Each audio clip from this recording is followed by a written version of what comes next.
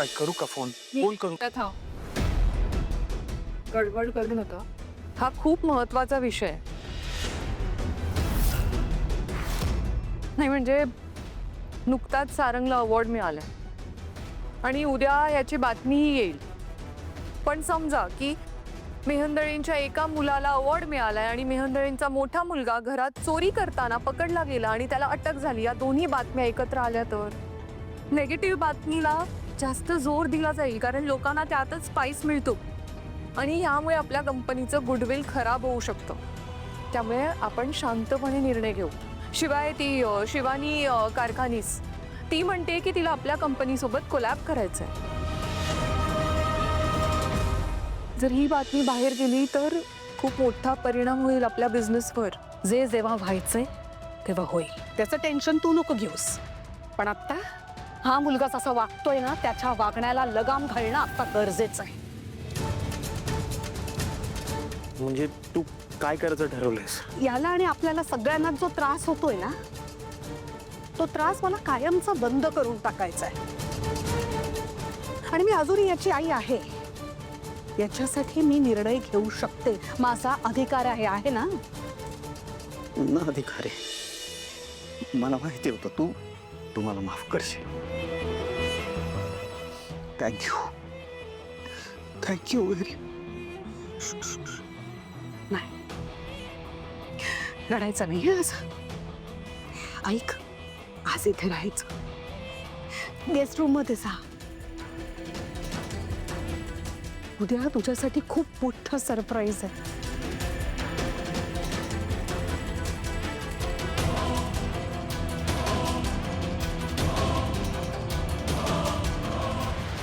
बबलू, याच्यावर रात्रभर नजर ठेवायची, रात्रभर.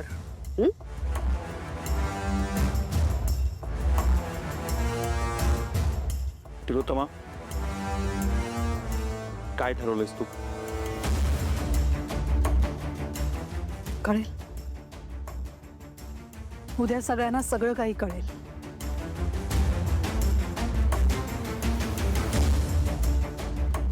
माझा एक मुलगा घरात चोरी काय करतो आणि दुसरा आईपासून गोष्टी लपवून ठेवतो.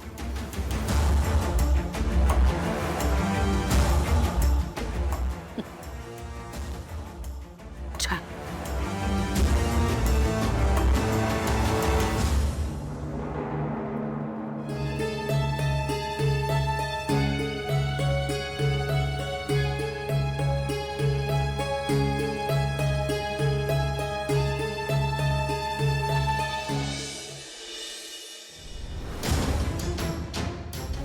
काय ते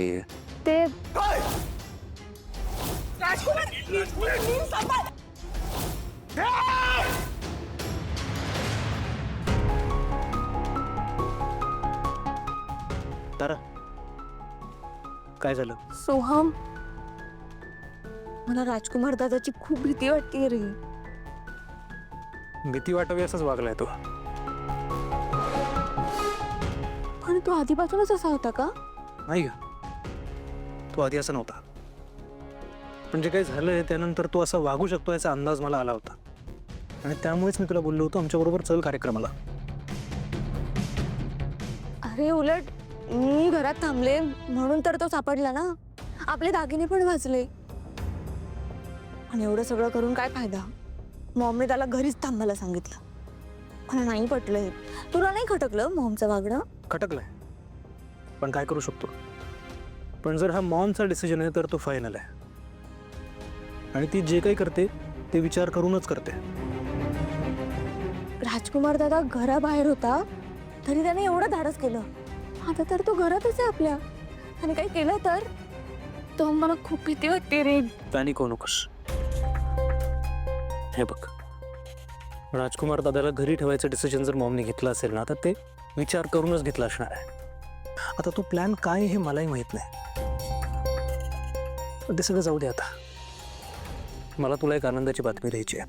मला अवॉर्ड बद्दल काही ऐकायचं. अवॉर्ड बद्दल नाहीये. शिवानी कारखानीस. तिचं काय? रोज पटेलची मालकीण शिवानी कारखानीस. कार्यक्रमात मला भेटली, स्वतःहून येऊन माझ्याशी बोलली आणि मला तिने कमाल ऑफर दिली. कसली ऑफर? म्युझिक इंडस्ट्रीमध्ये तिचा पार्टनर बनायची. एक मिनिट, तिला कसं कळलं तुझी म्युझिक कंपनी होती? अरे वा, असं कसं? नाही, ती इतक्या मोठ्या कंपनीची मालकीण आहे, तर बऱ्याच ठिकाणी नजर असेल ना तिची. आलं असेल लक्षात कुठून तरी. तोच तर पॉइंट आहे ना माझा. एवढ्या मोठ्या कंपनीच्या ओनरला कसं कळलं की तुझी म्युझिक कंपनी आहे? अशी कंपनी जिचा एकही प्रोजेक्ट बाहेर नाही आलाय. अगं असं का बोलतेस तू तारा? तुझं गाणं किती व्हायरल झालं होतं, टॉप 10 मध्ये होतं की नाही? ते पोचलं असेल. हां, पण सो हे काही मला फारसं पटत नाहीये. म्हणजे तू इन्फ्लुएन्स नको होता लगेच. Be alert. मी अलर्टच आहे तारा, पण हे माझं स्वप्न होतं जे मी आपल्यासाठी बघितलं होतं. आता जर शिवानी मॅममुळे ते पूर्ण होणार असेल तर काय हरकत आहे? तूच विचार करून बघ. जशी आपली ही कंपनी आहे रूपम कॉस्मेटिक्स, तशीच अजून एक कंपनी असेल, म्युझिक कंपनी. हे मी उभी केली असेल. तसं जर झालं तर तुझ्यापेक्षा जास्त आनंद मलाच होईल सोहम. माझं फक्त एवढंच म्हणणं आहे की आता कशात काही नाही आहे, तर जे काही करशील ते जपून कर. जपून करेन मी. पण तुला एक सांगतो, मला ना कसलीच भीती नाही आहे. कारण तू आहेस ना माझ्या बरोबर.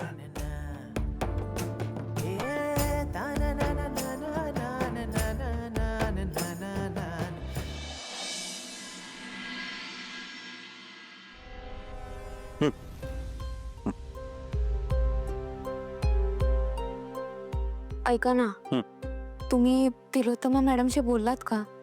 खरं तर कालच बोलायला हवं होतं तुम्ही. काल नाही बोललो मी खरं तर, पण काल बोलून काही फायदा नव्हता सावली. काल ती रागात होती, तिने ऐकून घेतलंच नसतं. आता बोलतो मी, तू काळजी नको करू. सावली, का तू सकाळी असे तोंड पाडू नयेस? अशी गोड गोड जरा हस ना, स्माइल ठेव ना अशी गोड गोड. सारंग सर, काल जे झालं ते माझ्या डोक्यातून जात नाहीये. बोलतो आयशी, तू टेन्शन नको घेऊ. राजकुमार दादाने हद्दच केली खरं तर. तो या थराला जाईल असं वाटलंच नव्हतं मला. राग पण येतोय, तेवढंच वाईट पण वाटतंय. वाईट वाटणारच ना, शेवटी भाऊ आहेत ते तुमचे. पण मला वेगळा प्रश्न पडलाय. वेगळा म्हणजे का?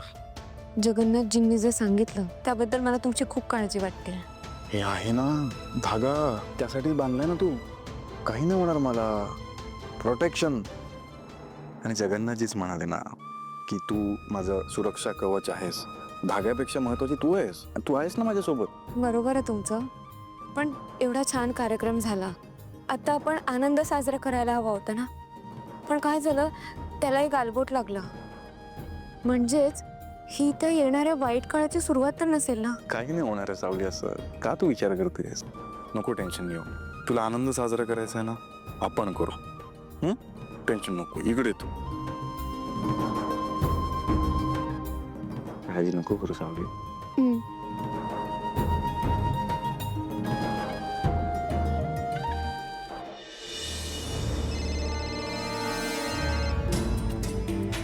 सोहम, तुला फोन येतोय.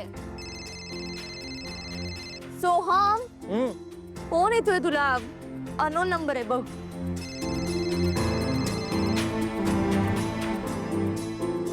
हॅलो. हॅलो सोहम.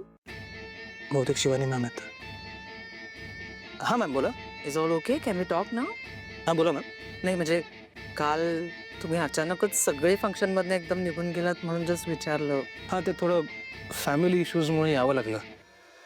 पण काय झालं, बोला ना. Actually I am so sorry, मी एवढ्या लास्ट मोमेंटला तुला विचारते, बट आत्ता भेटायला जमेल का? कदाचित तुला लगेचच लंडनला निघायला लागेल. परवा? Any problem? नाही. गुड. काय सोहम, अरे काय झालं सांग ना, काय बोलल्या त्या? तारा, मी परवा लंडनला जाणार आहे. लंडनला? हो. मस्करी नको करू. अगं नाही, शिवानी मॅमचा त्यासाठीच कॉल आला होता की लंडनला तुला जायचंय परवा. खरं? हो. कॉंग्रॅच्युलेशन.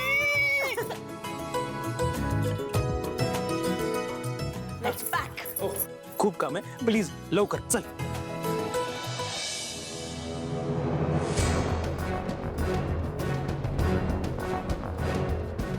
सो शेवटी आईची आठवण झाली हा तुला. मला असं वाटलं होतं की बायकोच्या प्रेमापोटी ना आईला विसरून गेला अशी लेवानं, है ना? आई असं का म्हणतेस तू?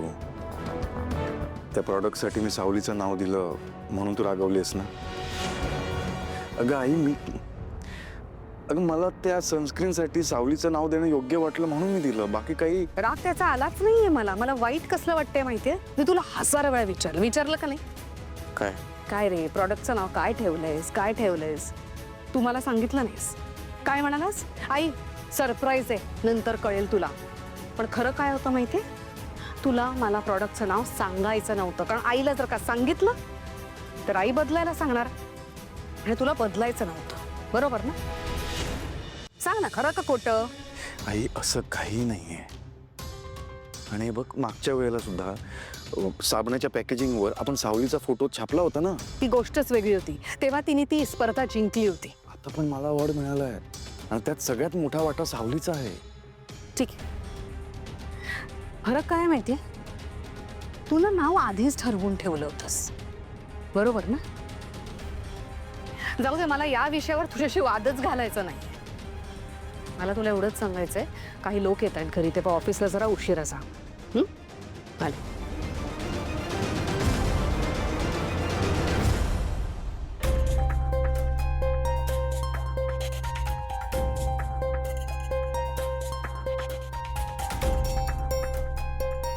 काय तू इथे काय करतो? ते तुला काय हवं काय नको त्यासाठी आलोय. घर माझं आहे, मला कुठून काय घ्यायचं सगळं माहिती आहे. निघ.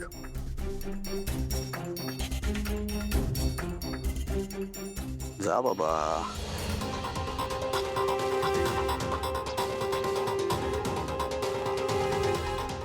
आईने माझ्यावर पाळत ठेवायला सांगितलं ना. मी रात्रीत कुठे पळून गेलो तर, पुन्हा दागिने चोरले तर, किंवा कुणाचा मर्डर केला तर, म्हणून रात्रभर बाहेर होतास ना माझ्या पाळतीवर. हे सारंगचा मित्र आहेस तू. या घरचा कोणी नाहीये, ऐकीत राहायचं, कळलं का? नाहीतर तसं तर आता तुम्ही पण या घरचे कोणच नाहीये. हे दादा काय नाही. बबलू, जा ब्रेकफास्ट रेडी झालाय का बघ. बघतो, पण ते राजकुमार दादा, हे सगळं काय करून बसलंयस वेड्यासारखं? काय गरज होती या सगळ्या गोष्टींची? 4 लाख रुपये होते ना तुझ्याकडे, चोरी करून गेली ना इज्जत, काय मिळालं? 4 लाखांनी माझं काय होणार आहे ऐश्वर्या? आणि चोरी केली नाही ना, कळलं? लग्नामध्ये मी हे दागिने बनवले होते आणि तिला घातले होते.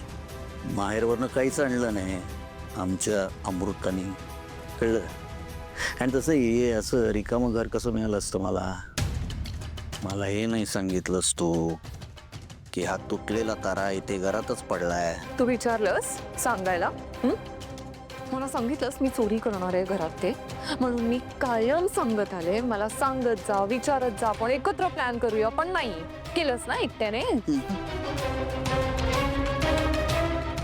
मला सांग, नाही तर आईने मला घरात घेतलं असतं का? नाही ना? तू काही करणार होती जसं मला केलं असतंस तू, पण काहीतरी. मी केलंच असतं, कारण बघ ना मी आहे या घरात.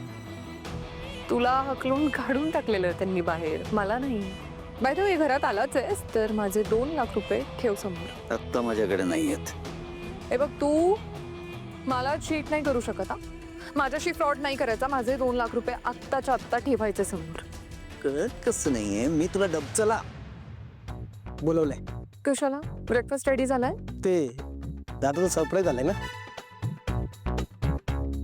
ठीक आहे, तू चल, आम्ही आलोच.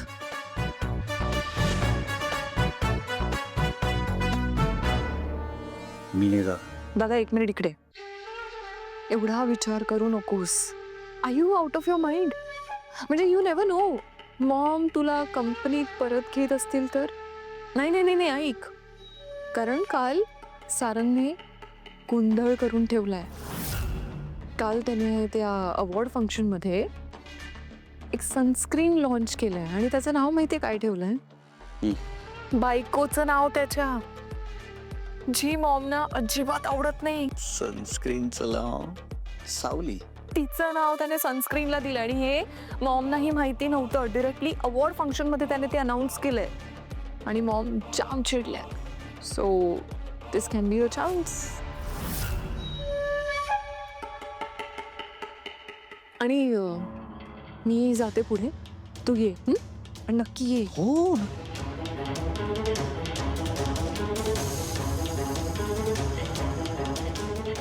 राजकुमार, खरंच सरप्राईज आहे आज तुमच्यासाठी.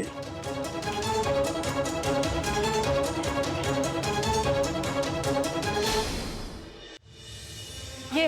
हा, बस बस क्या बात. बस. प्रेस कॉन्फरन्स वगैरे. सॉरी हां, तुम्ही असा विचार करत असाल की इतक्यात परत एकदा का म्हणून बोलवलं तुम्हाला. तर आत्ताच्या आत्ता इथे तुम्ही दुसऱ्यांदा आलाय. हा योग घडून आलाय माझ्या थोरल्या चिरंजीवांच्यामुळे, म्हणजेच राजकुमार मेहेंदळे यांच्यामुळे. आई, प्रेस कॉन्फरन्स थोडंसं एम्बॅरेसमेंट फील होतंय मला. आपल्या फॅमिलीतली लोक आहेत, तिथे डिक्लेरेशन केलं असतं तरी चाललं असतं. हे कशाला पाहिजे? असं काय करतोस? एवढी मोठी बातमी आहे ना, मला असं वाटतं जगाला ओरडून ओरडून सांगावं. आलेत ना सगळे? सोम कुठे? तो बाहेर गेलाय मॉम. आई,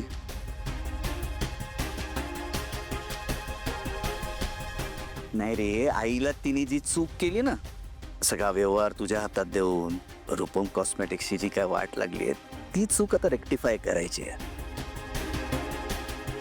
हो की नाही? नाही ती, हा आपला सारंग बायकोचं प्रमोशन करतोय.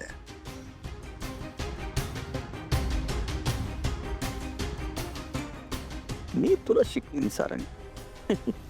So cute. बरं, मी आता जे काही तुम्हाला सांगणार आहे ना, ती बातमी म्हणून सगळ्या न्यूजपेपर्समध्ये फ्रंट पेजला यायला हवी.